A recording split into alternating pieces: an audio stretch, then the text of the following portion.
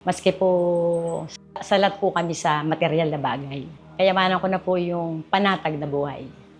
Napag-aral namin sila ng maayos, bagamat kulang sa material na bagay. Lumaki silang mababait na bata.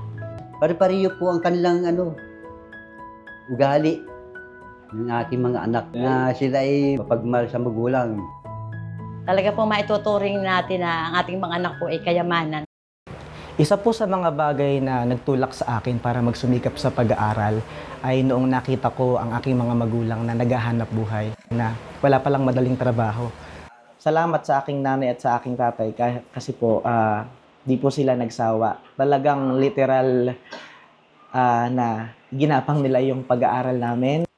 Pinalaki ko po yung aking mga anak sa